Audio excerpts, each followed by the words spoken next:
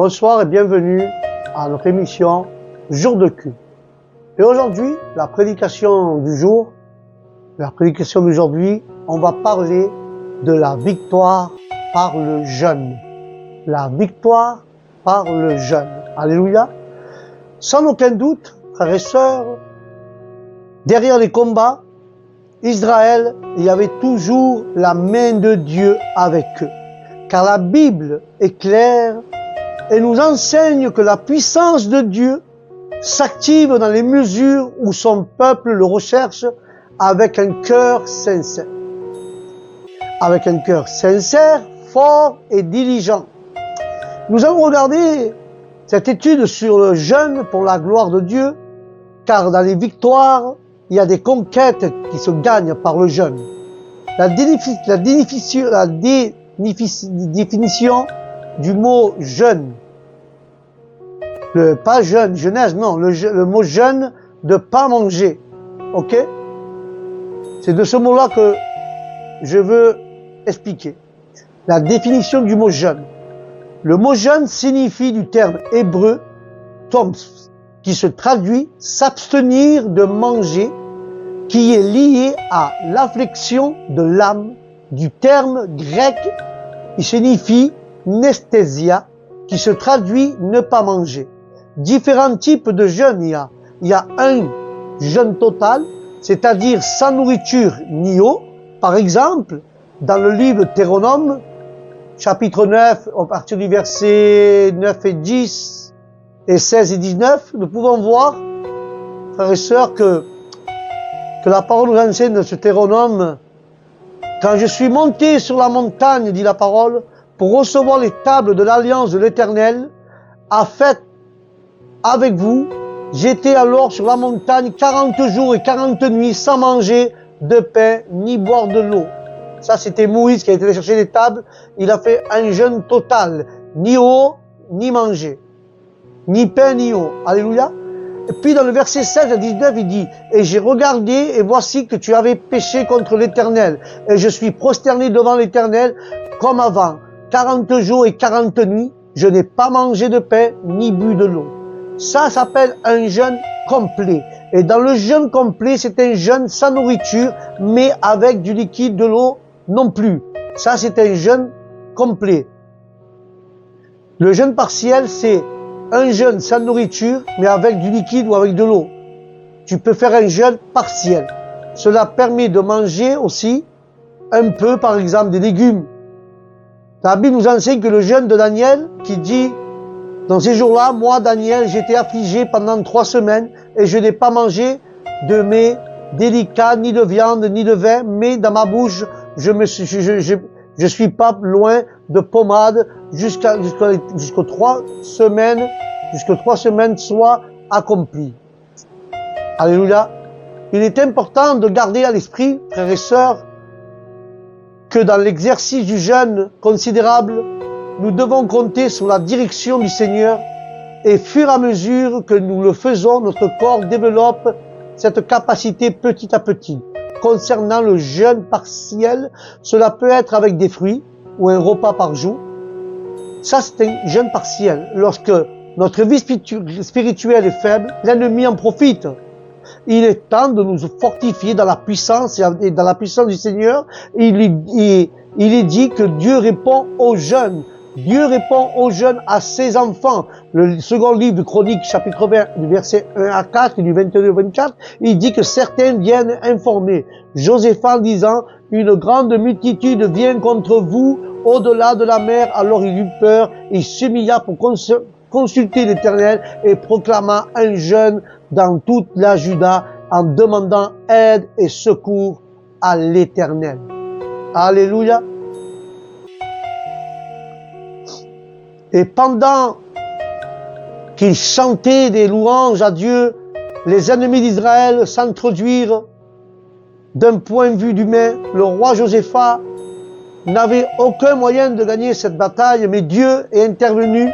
Et une fois de plus, le peuple de Dieu est victorieux et le nom du Seigneur est glorifié.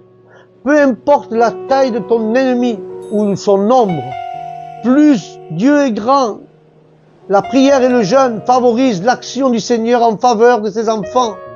Dans l'histoire d'Esdras a également connu une réponse puissante dans Esdras 8.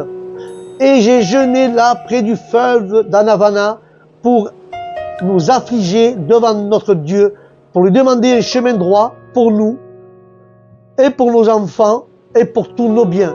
Car j'avais honte de demander au roi des troupes et des cavaliers pour nous défendre contre l'ennemi sur le chemin, car nous avions parlé au roi en disant: la main de notre Dieu est bonne sur tous ceux qui le cherchent, et nous avons donc jeûné et nous avons interrogé notre Dieu à ce sujet, et il nous a été favorable au nom de Jésus. Alléluia. Mais il est très important et nécessaire de demander au Seigneur, frères et sœurs, direction.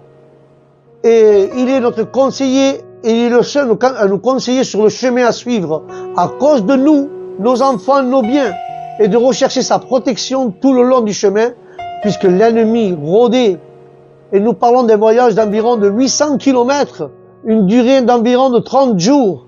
C'est pourquoi Esdras met en devant la protection divine. Considérons également que le cas du prophète Jonas, lorsqu'il est allé prêcher à la ville de Nénive, dans Jonas 3, par le jeûne de repentance, les Névidites se sont détournés de leur mauvaise voie. Nous pouvons amener à Dieu et arrêter ses jugements, et plutôt la situation se transforme en bénédiction, car le jeûne favorise la victoire sur toutes les crises au nom de Jésus. Alléluia. Mais Jésus, frères et sœurs, a vaincu le tentateur dans le cadre d'un jeûne. Jésus, rempli du Saint-Esprit, revient du Jourdain et fut conduit par l'Esprit dans le désert pendant 40 jours. Il fut tenté par le diable, que Dieu le réprimande. Il ne mangea rien pendant ces jours-là, après quoi il eut faim. Et le Seigneur Jésus était rempli, dit la parole du Saint-Esprit. Et pourtant, il est allé jeûner. Le Saint-Esprit a mené Jésus dans le désert, et à ce moment du jeûne et de prière, l'apôtre Paul jeûnait aussi pour l'Église primitive. Il le faisait aussi, et nous devons le faire aussi. En une occasion, le Seigneur Jésus lui-même dit: cette espèce-là ne sort qu'avec la prière et le jeûne, en nous indiquant qu'il y a des situations qui nécessitent le jeûne, en plus de la prière. C'est très important. Alléluia. Car la Bible nous enseigne que la grâce de ce jeûne, le Seigneur Jésus a réalisé plusieurs choses très importantes. La victoire sur le tentateur. Et dans le livre de Luc 4, nouveau niveau d'onction et de puissance. À partir du chapitre 15 et 14, et 15, dans le livre de Luc, chapitre 4, accomplit son dessein divin. Et dans le chapitre toujours 4 de Luc, à partir du verset 16 à 21, il parle de l'activation du ministère angélique. Et quand tu lis Matthieu 4, 10 et 11, ça nous fait réfléchir, une réflexion finale, que notre Dieu est bon et nous appelle au jeûne et à la prière.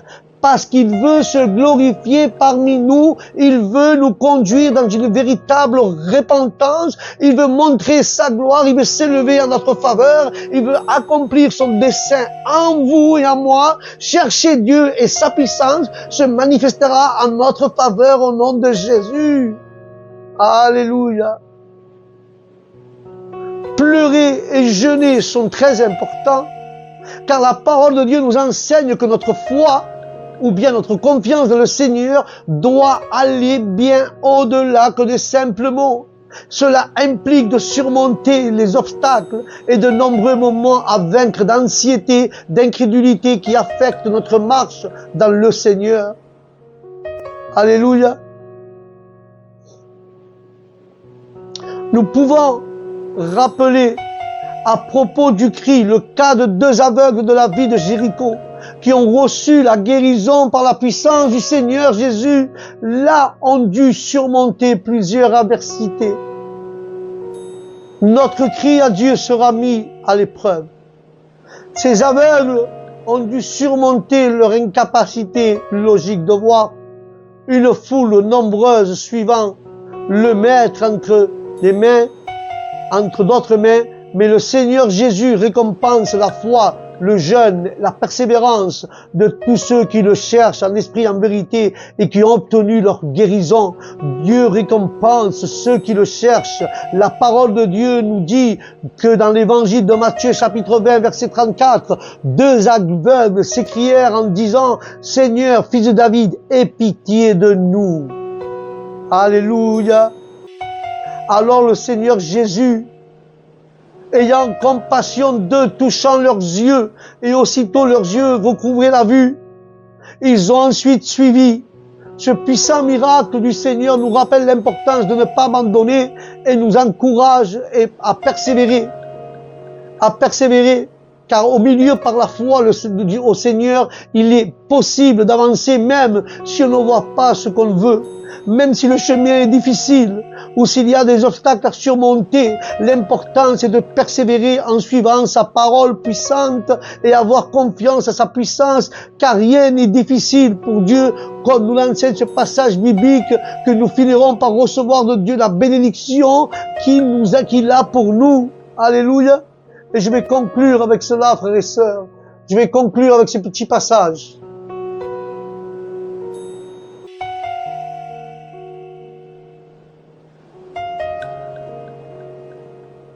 Le Seigneur sait et le Seigneur est bon. Il sait ce qu'il fait et il nous aidera toujours. Car son amour fait qu'il ne nous abandonne jamais. Il existe de nombreux exemples dans la Bible de personnes qui, par la prière et les clameurs et le jeûne, ont obtenu de puissantes réponses de la part de Dieu. Pleurer et jeûner est un sujet à étudier et à vivre et à prêcher à travers nos vies, dans nos églises, au nom de Jésus. Alléluia. Voilà, c'était la prédication d'aujourd'hui. La victoire par le jeûne. Dieu donne des victoires par le jeûne et le jeûne est très important dans la vie d'un chrétien. Et c'est pour ça que nous avons parlé de cela. Et j'espère que ça t'a illuminé, que ça t'a appris beaucoup de choses à travers la parole que Dieu a mis dans mon cœur. Mais je le sens que Dieu a parlé. Je ne sais pas pourquoi je dis ça, mais Dieu a parlé ce soir. Car Dieu ne parle pas en vain, frère et sœur. Ce que Dieu dit, il le fait. Et ce que Dieu raconte, s'accomplit. Moi, je crois à la puissance de Dieu. Je crois au miracle de Dieu. Seulement, persévère et continue. Et continue à prier pour les tiens. Continue, frères et sœurs. Car la main de Dieu est sur eux et sur ta famille. Alléluia. Nous pouvons obtenir des victoires par le jeûne. Victoire sur les démons. Victoire sur l'infirmité. Victoire sur les maladies. Victoire sur les problèmes. Victoire sur ta maison. Victoire sur ta famille. Par le jeûne, nous avons victoire en toutes choses au nom de Jésus. Amen. Voilà, mes chers frères et mes chères sœurs, c'était la prédication du jour, la victoire par le jeûne. Alléluia. Je vous dis que Dieu vous bénisse, que la paix de Dieu soit avec vous dans vos cœurs et dans vos esprits. Et je vous dis à la prochaine prédication du jour, que Dieu vous bénisse. Shalom.